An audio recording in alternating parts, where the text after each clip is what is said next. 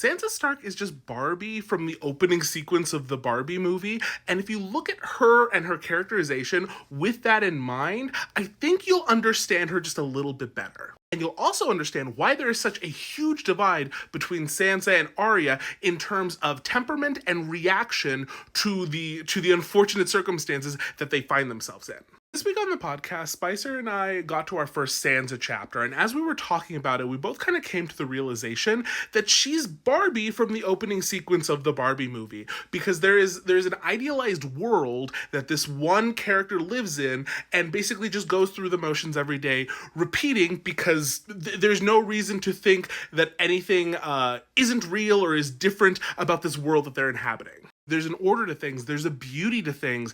Everything is consistent in its predictability, and therefore, like, the joys that you can take in it. Because you can always expect, if you do this activity, it's going to lead to this thing. If you hear this story, it's going to lead to this feeling, etc. And like Barbie getting to live out her perfect life in her idealized world, we have Sansa. Sansa, who has taken to the world the expectations and the roles that she has been presented with her entire life. And just think about it, in a way, Winterfell is the model of consistency. You have the Starks, the honorable, the good Starks, always in charge there, and her just living in it, living in this world of ideals that they have, brought to life in their own, like, kind of, sheltered corner of the world. And then within that, Sansa has all the expectations of womanhood in this world put on her. How she's supposed to act, the activities she's supposed to be into, etc., etc. And because she's one of the lucky ones, she actually thrives in this environment. She likes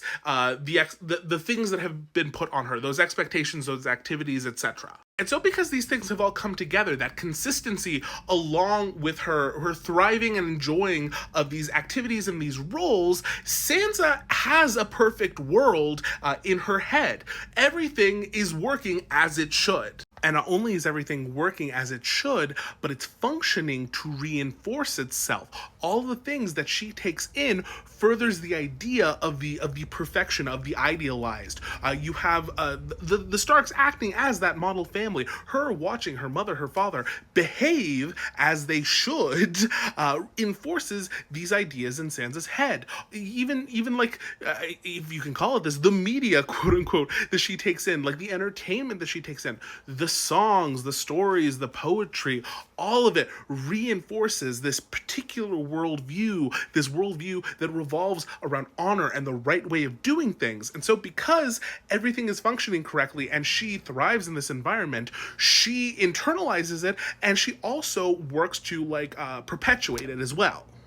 The environment, the societal expectations, and her own personal taste all come together to make this her ideal world that she just gets to live in every day over and over again.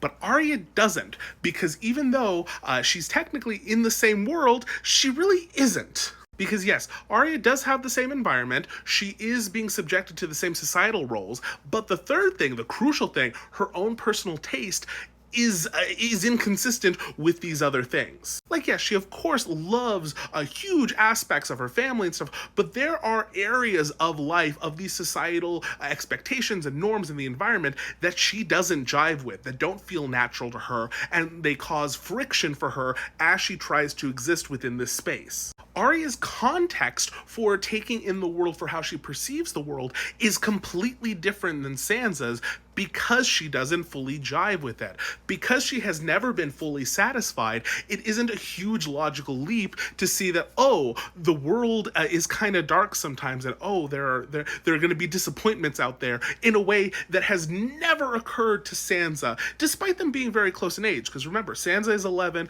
Arya is 9, both very young, and it would be understandable for them both to be equally naive, especially in an environment and with all the factors that Sansa has. But Arya, without the same reinforcement, she doesn't develop that ironclad confidence in the world she's living in. And so the tragedy of that opening chapter of Sansa's is you watch her living not just the opening sequence of Barbie, which has her going through all the steps and everything is in its proper place. She gets to go and have breakfast with Septa Mordain, and she wears her pretty dress because she always looks pretty. That is a line in the thing. She is always at her best dressed. She's going to go get to meet the queen. She's going to go and have lunch in the wagon where all the royals travel. And then, oh, she's going to get to see her beloved, her Joffrey, her literal prince. Her life is working just as it was intended to, just as the stories and the songs told her it would. Everything is fitting with the idealized world that was painted for her, until it doesn't. And then you move into like the next sequence of Barbie, where the world like just stops functioning as it should, where the water is cold, where the breakfast isn't good, where her heels they're gone and her feet are flat. Sansa is experiencing the cracking of the idealized world that she has always been like kept in her entire life. And so when people want to be like, oh, well, Arya didn't have like the same thing. Arya was able to see through it. Yeah, because Arya has a completely different lived experience than her sister. Arya has never been happy in the world. So when you tell her like, oh yeah, things are bad, she goes, yeah, no shit. What are you talking about? Sansa is not the same. She's an 11-year-old that has literally lived her perfect life up until this moment. There has never been a reason for her to question anything until there was. And so their differing reactions to how things go wrong, I think, are very indicative of these different mental headspaces that they are inhabiting. Sansa isn't able to jump into action. Why? Because she needs to process the destruction of her entire worldview, which is insane. She doesn't realize things are going wrong as they're going wrong because she would never expect it to. Versus Arya, who doesn't trust shit. She thinks that like the world is rough. She thinks that there's always going to be disappointment, that there's always going to be a Septa Mordain yelling at you because you're not good at this and you're not good at that, and you're going to have to fight to do the things that you actually want to do. So when something goes wrong, she's like, oh, okay, yeah, no, it's more of this. Cool. How do I react? And what makes this a very interesting story, what makes it compelling, is you're always watching different characters react to the same set of circumstances, but according to them, in their own worldview, in their own ability, etc., etc. So both of them do react eventually, and they both make the best of fighting back in the ways that they can. Arya, of course, does that in a very literal sense. She keeps getting better with needles. She keeps learning all the ways to off people, etc., etc., and works through her problems in this very physical way. Meanwhile, Sansa reacts in the inverse. After she has fully processed everything, she learns how to intellectualize her problem. She learns how to analyze a situation and figure out the best course of action using just her wits. And so even though their worldviews are different, they are able to capitalize off of them and learn to fight back in unique ways that are specific to each of them.